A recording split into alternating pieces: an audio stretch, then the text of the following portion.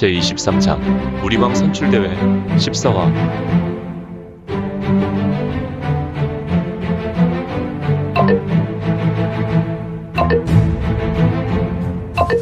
구독과 좋아요, 알림 설정 부탁드립니다.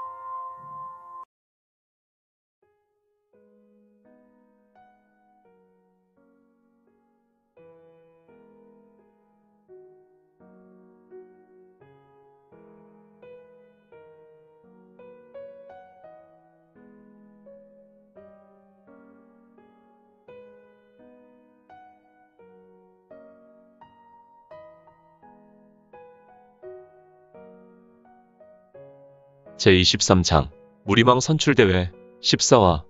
천역대공은 황금색 귀신탈을 쓴 자의 말로 감정이 동했는지 아수라탈곡천이 다른 적들이 우리를 무시하지 않고 감히 싸움을 걸어오지 않는 단순한 물건이란 말이냐? 그럼 전쟁을 억제할 힘, 막강한 힘이란 말이지. 대공, 그런 복잡한 생각 마시고 나는 천주가 가지고 오라는 물건만 가지고 가면 됩니다. 감히 대공께 아뢰입니다. 같은 식구끼리 싸울 필요가 있습니까?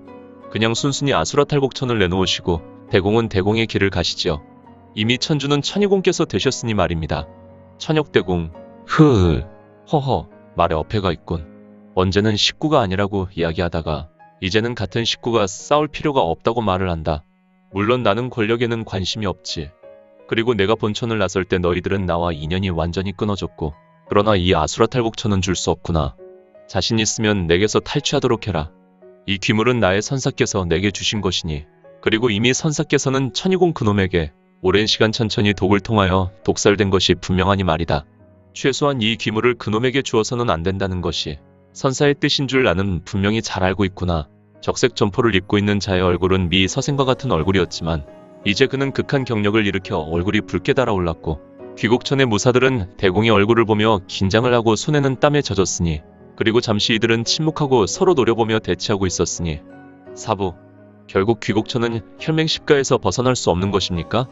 사실 원나라 당시 귀곡천은 혈맹에서 과도한 간섭으로 그동안 힘을 쓰지 못하였고, 세월을 기다리며 내부의 힘을 기르던 차에 천희공 그놈이 배신, 아니지, 혈맹 맹주의 손자였다는 것을 최근에서 알았으니 사부전은 귀곡천에서 모든 권력을 잃어버렸지요. 천역대공 이자는 바로 귀곡천의 직원 신분으로 바로 귀곡천의 4대 귀곡천 천주 여공천의 대제자였으며 얼마 전까지 소천주라는 신분을 가지고 있었던 자였다. 하지만 그는 모든 자리에서 실권하였고 오직 천역대공이라는 명예직만 유지하고 있었으며 본인의 2명 사제 중에 천희공 종려원이란 자가 선산인 여공천을 암암리에 죽였고 귀곡천의 천주 자리에 올랐다. 하지만 천희공 종려원은 귀곡천에서 내려오는 아수라탈곡천이라는 천주 신물이 필요했다. 지금 이 아수라탈곡천은 바로 이 천역대공이란 자가 선사로부터 물려받아 소유하고 있었으니, 천희공은 권력을 찬탈하고 본인의 사제 천영공이란 사제와 그를 따르는 무리, 천역대공을 따랐던 소수 무리를 완전하게 제압하거나 축출하여 현재 귀곡천을 완벽하게 장악하였다. 하지만 천희공 종려원은 오직 아수라탈곡천을 소유해서 혹시 모를 반역의 불씨도 완전하게 장악하려는 속셈으로 이 천역대공을 쫓았고, 또한 귀곡천의 신비를 깨고 귀부사자와 귀령대를 파견하여 천라지망으로 천역대공이 가지고 있는 아수라탈곡천을 강탈하려고 하고 있었다. 천역대공, 그러지 마시고 아수라탈곡천을 순순히 신임 천주에게 양도하시지요. 대공께서는 귀곡천에 아무런 미련이 없지 않소. 물론 대공과 달리 천영공께서는 아주 미련이 많아서 역홍곡이 홀로 감금되었소. 도영이가 종려원, 이놈. 천영공께서는 감히 신임 천주의 권위에 도전하셨소. 그래서 그를 따르는 10대 장로들 5은 바로 음부에 들었고, 천영공의 부하와 신복들은 흑룡강성 대랑들에게 각을 떠서 먹이로 제공되었지요. 역시 그랬군. 언제나 귀곡천은 강자존으로 반역에 성공하면 혁명이고 실패하면 귀곡천이 용서할 수 없는 천고의 죄인인 것을, 도영이는 죽고 싶어도 죽지 못하고 역홍곡에서 영혼과 뼈까지 소멸해야 온전히 자유가 되겠군. 그렇습니다. 천영공께서는 큰 실수를 하셨기 때문에 죽음조차 자유롭지 못하게 되었습니다. 대공, 비록 천역대공께서는 귀곡천에 아무것도 가진 것 없이 혼자 남으셨지만 나 귀부사자 강대명은 종전 천역대공의 인품과 무공을 흠모하여 이렇게 칼과 도로 해결하기 싫습니다. 하지만 우리 귀령대는 오직 천역대공을 상대하기 위해 만들어진 부대가 아닙니까? 우리가 장로원의 명에 의해 움직이고 명을 받은 우리는 신임 천주가 마음에 들지 않아도 이 명령을 수행하는 귀곡천의 율법을 따르고 있습니다. 부디 천역대공은 이를 양해해 주시고 이제 아수라탈곡천을 주시지요. 그러면 저희는 돌아가서 대공께서 죽으셨다는 말로 대공을 우리 귀곡천의 천라지망에서 자유롭게 해드리겠습니다. 이것이 전임 천주께 해드릴 수 있는 마지막 배려입니다. 후후후후후후후. 마음만 받지 귀부사자여. 그런 말은 이제 하지 마라.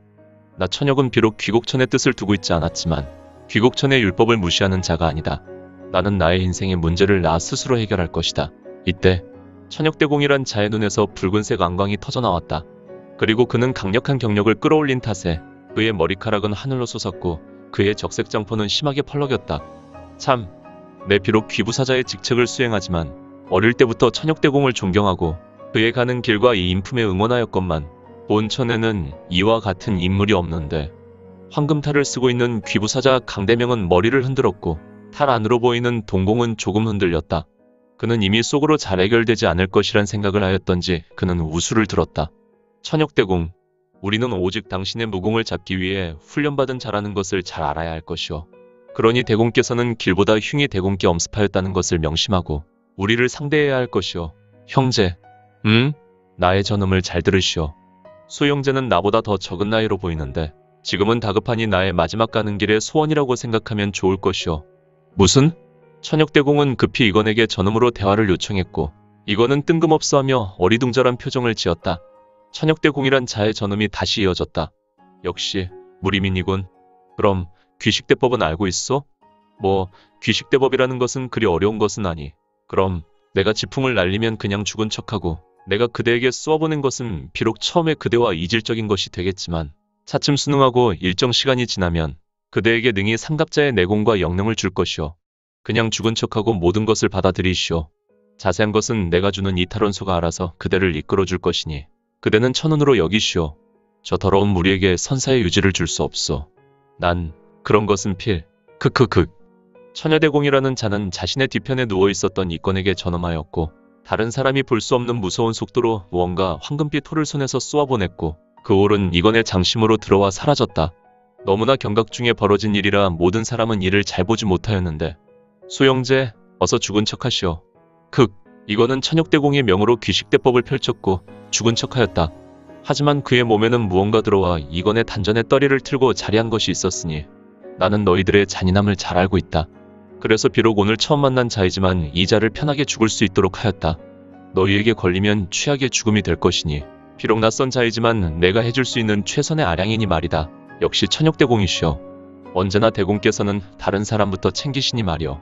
감히 귀곡천의 무사, 무림의 신비 금기인 귀룡대를 보았으니 그는 처절하게 각이 떠져서 시체도 온전하지 못하게 버려져야 마땅하겠지만 대공의 의견을 존중하겠소. 그럼 건투를 비오이다. 귀신탈을 쓴 귀부사자 강대명은 천천히 우수를 올린 후 다시 내리며 수신호를 하였으니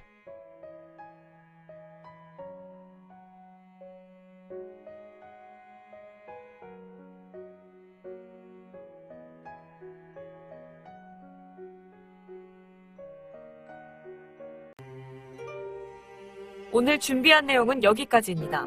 혹시 연학 작가님의 영웅불사지체를 보다 빨리 보시거나 초인전을 이어서 보시고 싶으시다면 원스토리 어플 내려받으시고 초인전이나 영웅불사지체를 검색하셔서 보실 수도 있고요. 추후 영웅불사지체 일부 제국의 후에는 원스토리와 리디북스에서 단행본으로도 보실 수 있습니다. 또한 영웅불사지체 2부 제국의 불사오는 원스토리에서 시작하려고 합니다. 이 점 참고 바랍니다. 재밌게 보셨나요? 재미있게 보셨다면 좋아요. 다음 내용이 궁금하시다면 구독을 부탁드립니다. 항상 저희 민지원의 매거진 성원 부탁드리고요. 아쉽지만 다음 시간에 만나 뵙겠습니다. 모두 건강하시고 오늘 세상에서 최고로 멋진 하루 되세요.